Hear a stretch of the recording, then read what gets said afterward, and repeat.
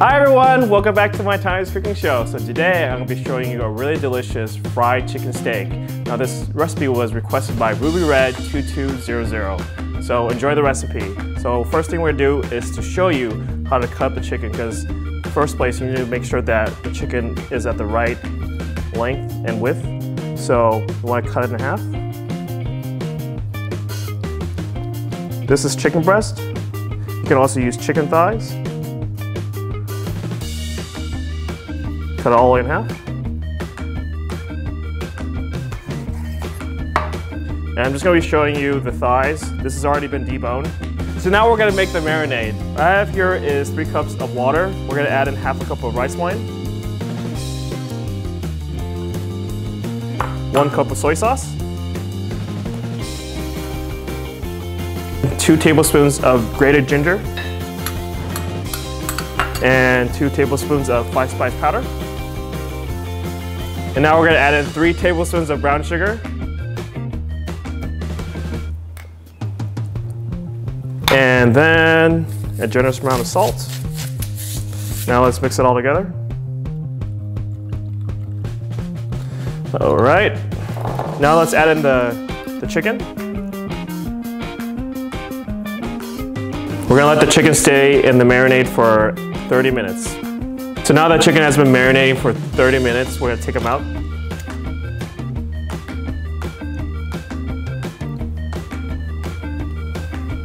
So this is going to become our batter. What we're going to do is to add 1 cup of cornstarch.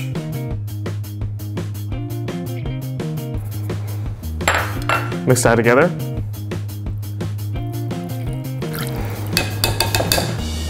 Now let's add in the 3 eggs.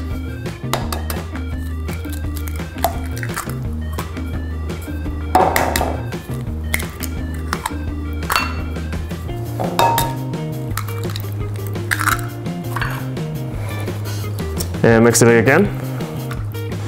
Okay, now it's properly mixed. I'm going to show you the batter. So here I have a 2-to-1 ratio of sweet potato flour to panko breadcrumbs, and we're just going to mix it together. Now let's dip the chicken in the marinade and then put it with the flour.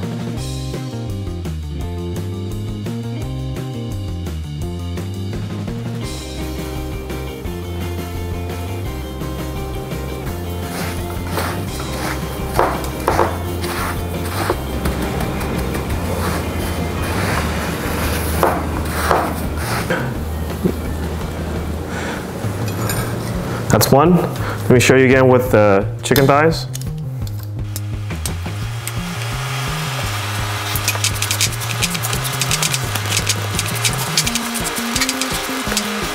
Okay, now we're ready to fry. So now let's start frying the chicken. First, we're going to start with the chicken thighs.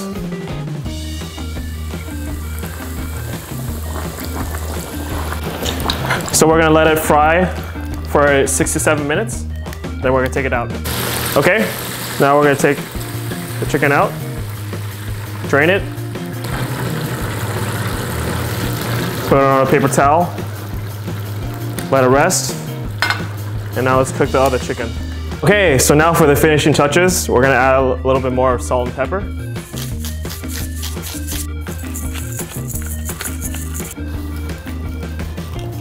Put these guys right here.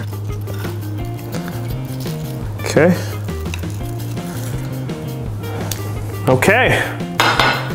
So here you go. Enjoy the recipe. So now let's make the marinade. So hold on, I'm getting a phone call.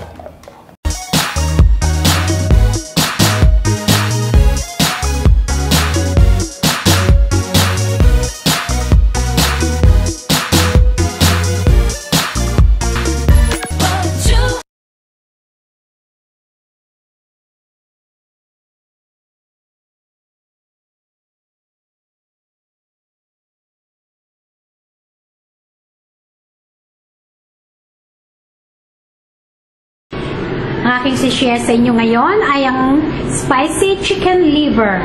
Yan. Ito, yung chicken liver. Kailangan din ng onion, tomatoes, olive oil.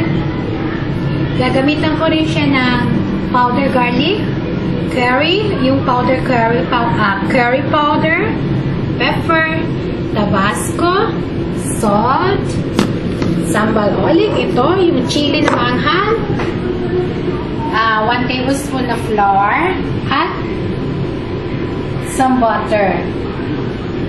Flour yung nandito. So, dito, papainit ako ng mantika. Yan, yung kawali muna, pinapainit ko. So, una, lalagyan natin siya ng butter.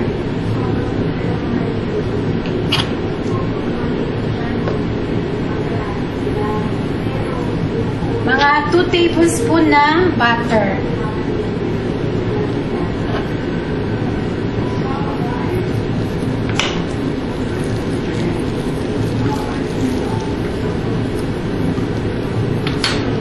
Tapos, olive oil. Sa gilid.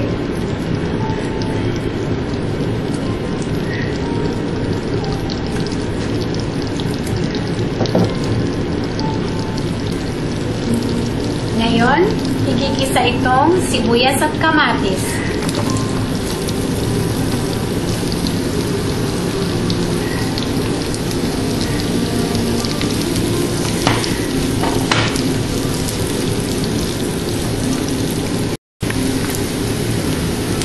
Then, yung kamatis.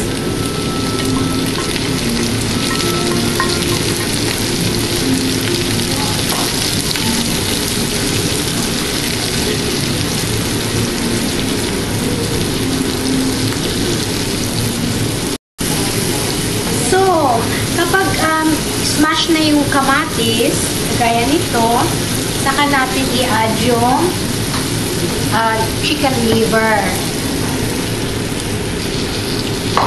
So, babalik-balik na rin natin.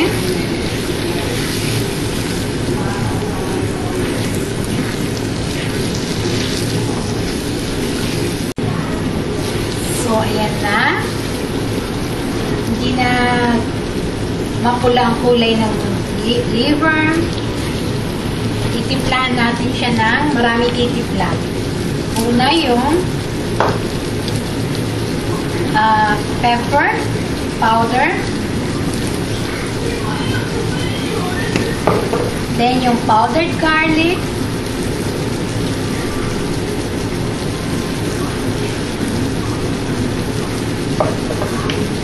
Tabasco. Half a teaspoon lang or depende sa gusto ninyo. Kung gusto nyo ng medyo maanghang. Salt.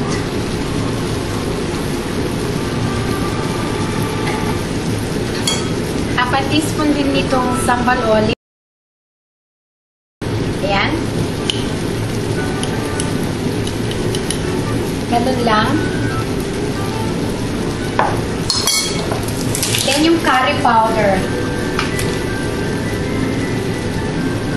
Ayan. Curry powder.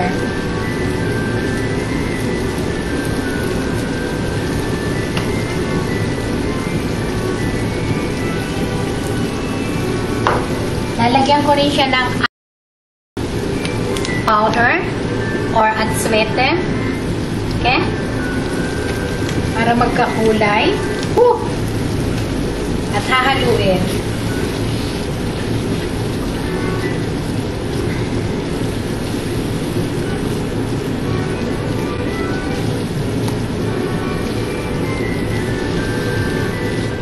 So, lalagyan ko rin ng siguro mga 1/3 lang nitong mineral water. Or mas kaunti pa. At hahaluin. Ito ay malapit ng maluto. Hindi kailangan patagalan kasi pag pinatagalan, titigas yung liver. Medyo smushy siya pero masarap. Talagang spicy, maanghang. Marami kang makakain kanin pag ganito. Okay, hanggang mamaya.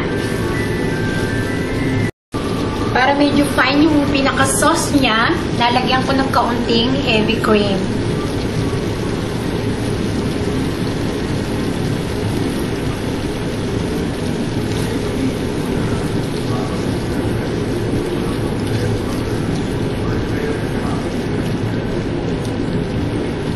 So, ayan. Sarap. So, ayan na siya. Ang aking spicy chicken liver. Ayan. Talagang maanghang. Pero marami ka makakain kanin. Guten Appetit!